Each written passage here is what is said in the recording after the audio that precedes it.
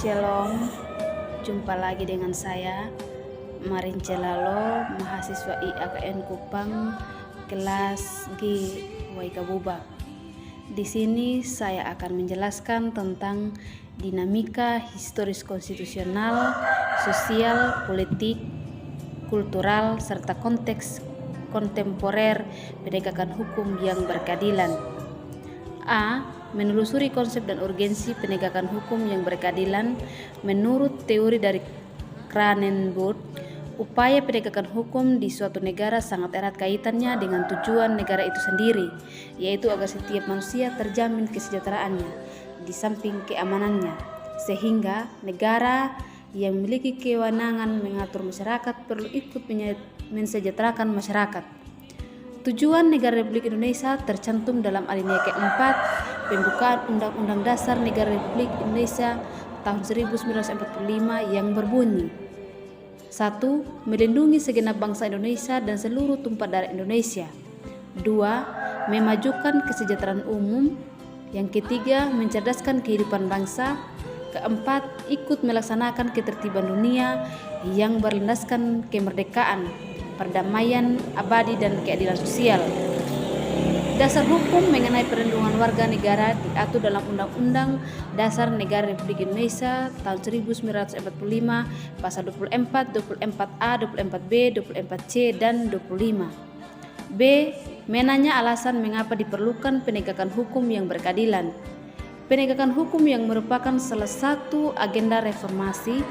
Ada banyak instrumen yang mempengaruhi penegakan hukum di Indonesia, salah satunya sikap masyarakat dalam kehidupan sehari-hari. Penegakan hukum diperlukan untuk mengatasi dan mengawasi aktivitas warga negara.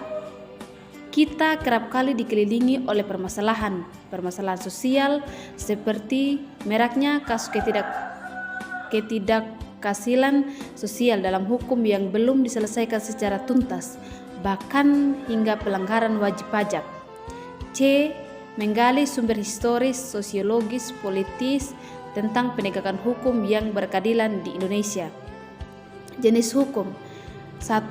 Hukum privat adalah hukum yang mengatur hubungan antara manusia yang menyangkut kepentingan pribadi. Contoh, hukum jual beli dan sewa menyewa. 2. Hukum publik adalah hukum yang mengatur hubungan antara negara dengan orang negara atau hubungan negara dengan perseorangan yang menyangkut kepentingan umum. Contohnya, masalah perampokan, pencurian, pembunuhan, penganiayaan, dan tindakan kriminal lainnya.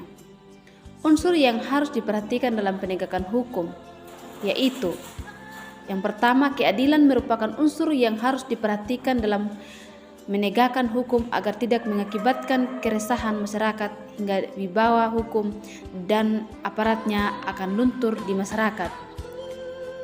Yang kedua, kemanfaatan dibutuhkan agar para aparatur penegak hukum dan menjalankan tugasnya bisa mengambil keputusan yang memiliki manfaat bagi masyarakat. Ketiga, kepastian hukum, artinya penegakan hukum pada hakikatnya adalah perlindungan hukum terhadap tindakan sewenang-wenang. Lembaga penegak hukum yaitu kepolisian sebagai penegak hukum yang bertugas memelihara keamanan dan ketertiban di dalam negeri. Kepolisian sendiri bertindak sebagai penyidik dan penyidik. Kejaksaan adalah lembaga pemerintahan yang melaksanakan kekuasaan negara di bidang penuntutan. Jaksa sebagai pejabat fungsional yang diberi wewenang oleh undang-undang untuk bertindak sebagai penuntut umum dan pelaksanaan putusan pengadilan. Kehakiman adalah suatu lembaga yang diberi kekuasaan untuk mengadili.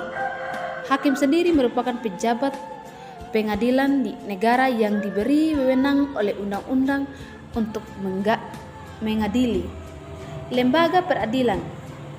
1. Peradilan agama bertugas dan berwenang memeriksa perkara-perkara di tingkat pertama antara orang-orang beragama Islam di bidang perkawinan, kewarisan, wasiat, dan hibah serta wakaf dan sahadaga.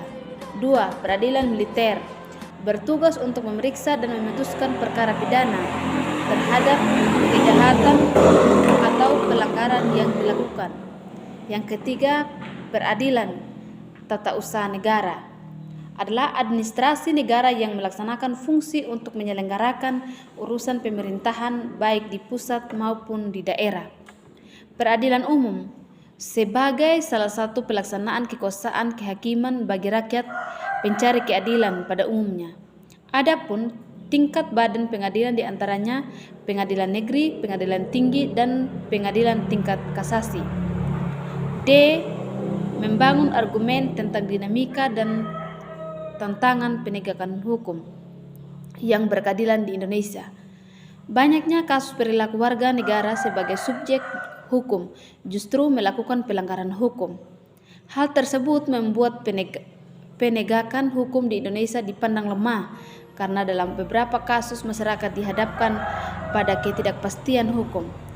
Di era globalisasi ini tidak jarang individu berorientasi pada uang yang menciptakan lahirnya iklim materialisme. Ini menjadi tantangan yang harus dihadapi oleh aparat penegak hukum. Penegak hukum harus tahan terhadap upaya oknum masyarakat atau pejabat lain yang mencoba menyuap. Sebagai contoh, pemerintah perlu melakukan upaya preventif dalam mendidik warga negara, termasuk melakukan pembinaan kepada semua aparatur negara secara terus-menerus.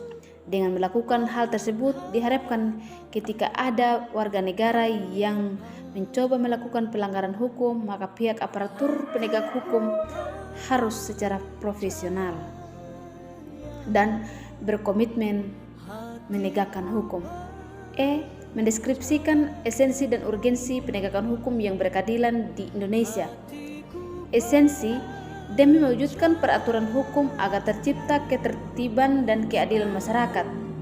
Urgensi penegakan hukum di Indonesia masih menghadapi masalah dan tantangan untuk memenuhi rasa keadilan masyarakat, sehingga terus diupayakan secara terus-menerus untuk meningkatkan ketertiban dan kepastian hukum dalam masyarakat. F. Tanggapan pribadi, menurut saya, penegakan dan perlindungan hukum sangat diperlukan agar tercipta lingkungan masyarakat yang adil, damai, dan sejahtera. Perlindungan hukum juga sangat penting untuk lebih didekatkan kepada masyarakat dengan ekonomi ke bawah, karena banyak dari mereka yang tidak mengerti hukum, sehingga diperlukan adanya lembaga bantuan hukum. G. Komentar presentasi. Sekian dan terima kasih. Mohon maaf jika dalam presentasi ini ada kata-kata yang salah. Saya mohon maaf. Terima kasih.